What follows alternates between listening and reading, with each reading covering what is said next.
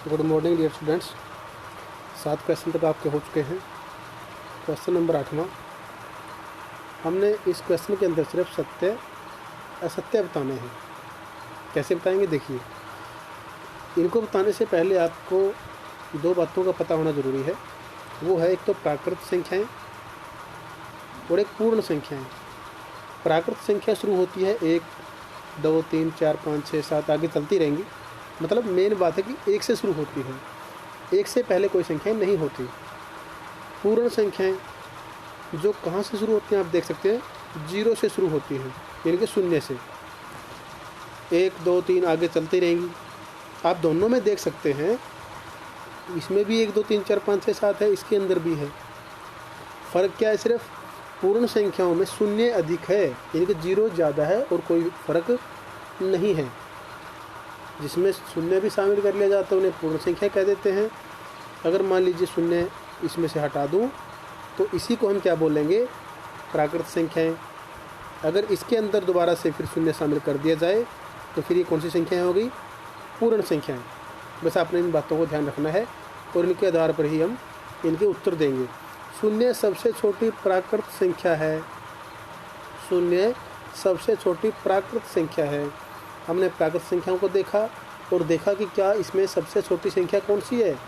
आपने देखा कि 1 है, तो इसका मतलब क्या कहा इसने, असत्य। असत्य के लिए हम F लिख देंगे।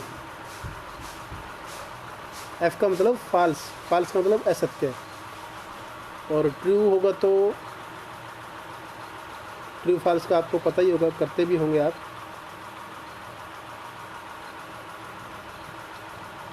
ये सत्य के लिए और ये असत्य के लिए।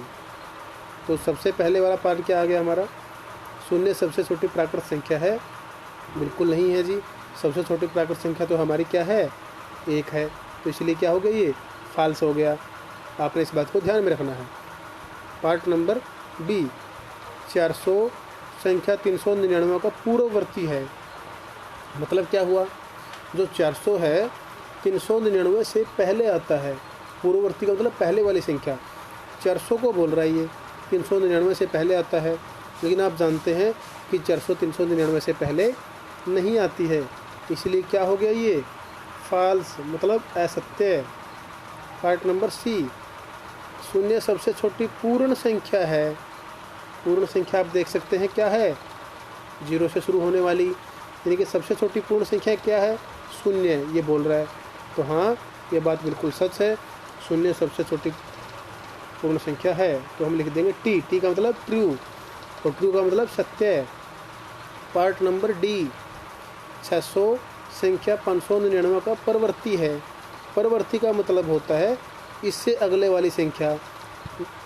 600 599 के बाद आता है, ये कहना चाहता है। बिल्कुल सही बात है ये, तो ट्रू आ गया ये। ई पार्ट, सभी प्राकृत संख्याएं पूर्ण संख्याएं हैं। देखिए इसने क्या बोला, सभी प्राकृत संख्याएं, ये वाली संख्याएं पूर्ण संख्याएं हैं। बिल्कुल है। देखिए 1 2 3 4 5 6 7 ऊपर वाली में भी हैं और नीचे वाली में भी हैं। तो ऊपर वाली संख्याएं नीचे वाली संख्याओं में हैं, यही बात ये कहना चाहता है। इसका मतलब क्या हुआ, बिल्कुल सही बात कह रहा है ये, ट्रू हो गया। पार्ट नंबर एफ, सभी पूर्ण संख्याएं प्राकृत संख्याएं हैं। अब की बार इसने उल्टा बोल दिया, मतलब सभी पूर्ण संख्याएं, ये वाली संख्याएं ऊपर वाली संख्याओं में हैं। सभी संख्याएं बोल रहा है, लेकिन आप देख सकते हैं सभी संख्याएं नहीं है, क्योंकि 0 इसके अंदर ज़्यादा है। तो इसीलिए क्या होगा, ये फाल्स होगा जी, यानी कि असत्य हो गया। पार्ट नंबर जी, 2 अंकों की पूर्ण संख्या का पूर्ववर्ती 1 अंक की संख्या कभी नहीं हो सकती है। मतलब समझिए, 2 अंकों की संख्या कहाँ से कहाँ तक होती है, पहले तो ये समझिए। 10 से लेकर 99 तक, 11 12 13 इस प्रकार। क्योंकि 99 के बाद क्या आता है, 100, और 10 से पहले क्या आता है, 9। तो सिर्फ 10 से 99 तक ही हमारी संख्याएं हैं 2-2 अंक की। लेकिन 99 के बाद क्या आता है, 100, जिसमें कि 3 अंक हैं, 1 0 0। और 9 में कितना आता है, सिर्फ 1 अंक आता है।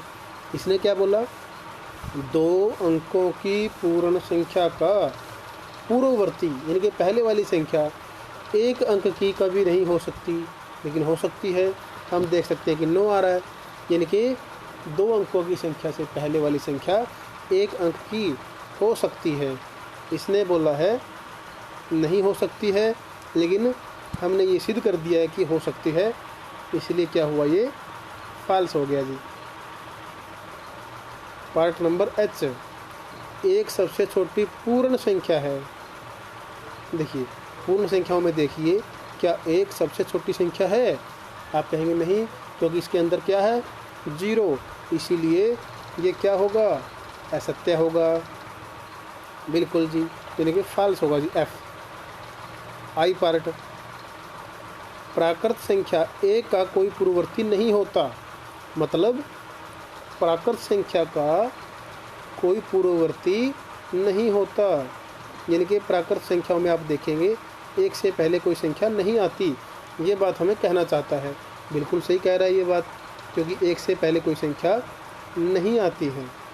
इसका मतलब क्या हुआ, ये ट्रू हो गया।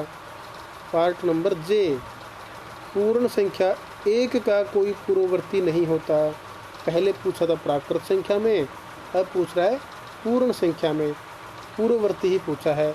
लेकिन आप देख सकते हैं कि इसके अंदर पूर्ण संख्या में एक से पहले तो आता है, कौन आता है, 0। इसका मतलब क्या हुआ, ये हमसे झूठ बोल रहा है, यानी कि असत्य, फॉल्स। क्योंकि इसने क्या बोला था, एक से पहले कुछ नहीं आता, लेकिन हम देख सकते हैं कि आता है, 0 आता है जी। पार्ट नंबर के, पूर्ण संख्या 13 संख्याओं 11 और 12 के बीच में स्थित है। ये बोल रहा है कि 11 और 12 के बीच में 13 आएगा, लेकिन ये नहीं आ सकता, आपको भी पता है। 11 के बाद आता है 12, 12 के बाद आता है 13। इस प्रकार ये क्या हो गया, असत्य, यानी कि फॉल्स। एल पार्ट, पूर्ण संख्या 0 का कोई पूर्ववर्ती नहीं होता। पूर्ण संख्या 0, पूर्ण संख्या कहाँ पर है हमारी, ये रही। 0 का कोई पूर्ववर्ती नहीं होता, बिल्कुल सही बात है, इससे पहले कोई संख्या आती ही नहीं है। तो इसका मतलब इसने क्या बोला, बिल्कुल सत्य बोला, ट्रू बोला। एम पार्ट, 2 अंकों की संख्या का परवर्ती सदैव 2 अंकों की एक संख्या होती है। मतलब समझिए क्या बोलना चाहता है हमसे ये। इसने क्या बोला, 2 अंकों की संख्या, पहले तो हम 2 अंकों की संख्या ले लेते हैं जी। 10 से लेकर 99 तक है, उसके बाद आती है 100, लेकिन उससे पहले आती है 9, पहले भी बताया था आपको। इसने बोला 2 अंकों की संख्या का परवर्ती, परवर्ती मतलब अगली संख्या, सदैव का मतलब हमेशा 2 अंकों की एक संख्या होती है। क्या 99 के बाद 2 अंकों की संख्या आई? नहीं। कितने अंक आए? 3। इसका मतलब ये हमसे क्या बोल रहे हैं, असत्य, यानी कि फॉल्स। इस प्रकार आपकी एक्सरसाइज ये पूरी होती है। अगर कोई क्वेश्चन या पार्ट समझ नहीं आता है, आप मैसेज कर सकते हैं या फ़ोन कर सकते हैं।